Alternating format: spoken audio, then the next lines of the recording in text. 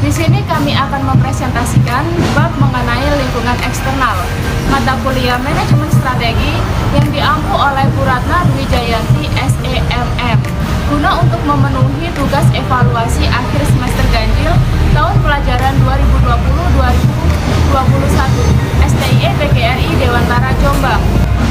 Sebelum masuk materi, alangkah baiknya kita berkenalan dulu dengan anggota kelompok 2. Yang pertama ada Yulia Dewi Masmuda dengan NIM 1961244. Yang kedua ada saya sendiri, Lita Mayangsari dengan NIM 1961249. Yang ketiga ada Dwi Andika dengan NIM 1961269. Dan yang terakhir ada Ahmad Fatkul Huda dengan NIM 1961270. Materi yang akan kita bahas pada kesempatan kali ini meliputi 1.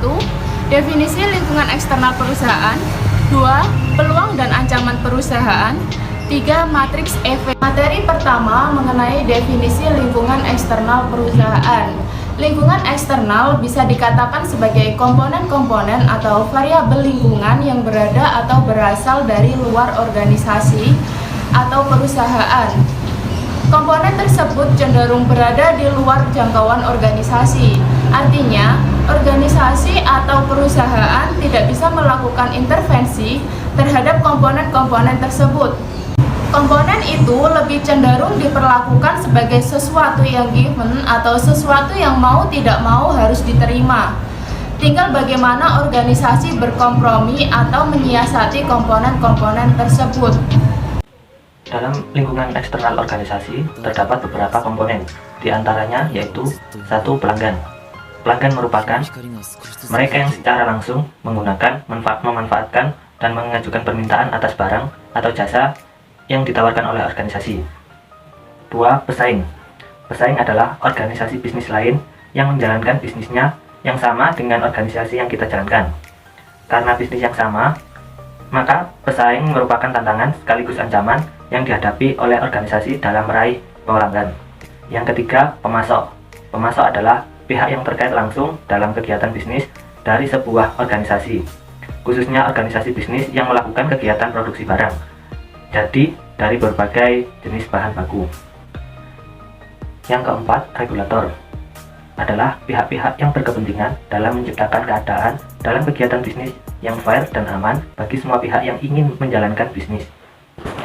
Yang kelima, partner strategis adalah perusahaan lain yang menjalankan bisnis berbeda dengan perusahaan kita, akan tetapi dapat secara bersama-sama menjadi mitra kita dalam menjalankan bisnis yang saling menguntungkan kedua belah pihak. Yang keenam, pemerintah. Pemerintah adalah pihak yang atas legitimasi politik tertentu di suatu negara diangkat dan bertugas untuk mewujudkan masyarakat ke arah yang lebih baik dalam pembangunan di segala bidang. Peluang dan ancaman perusahaan. Analisis lingkungan eksternal perusahaan bertujuan untuk mengidentifikasi sejumlah peluang dan ancaman yang berada di lingkungan eksternal perusahaan. Peluang merupakan tren positif yang berada di lingkungan eksternal perusahaan, dan apabila peluang tersebut dieksploitasi oleh perusahaan, maka peluang usaha tersebut berpotensi untuk menghasilkan laba bagi perusahaan secara keseluruhan. Faktor eksternal atau faktor yang berada di lingkungan perusahaan. Di sini faktor eksternal ada dua. Yang pertama adalah peluang, dan yang kedua adalah ancaman. Peluang terdiri dari 1. Adanya program GSP kepada Indonesia. Yang kedua adalah adanya dukungan pemerintah dalam hal pengenalan produk kerajinan perhiasan dengan mengadakan pameran-pameran perhiasan.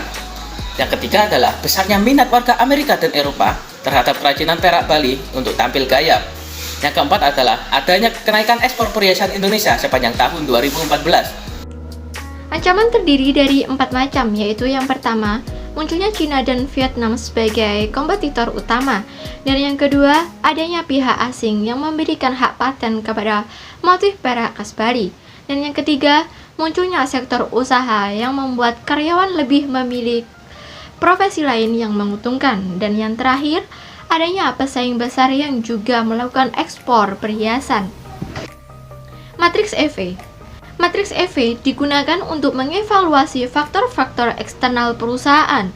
Data eksternal dikumpulkan untuk menganalisis hal-hal yang menyangkut persoalan ekonomi, sosial, budaya, demografi, lingkungan, politik, pemerintahan, hukum, teknologi, persaingan di pasar, industri di mana perusahaan berada, serta data eksternal relevan lainnya.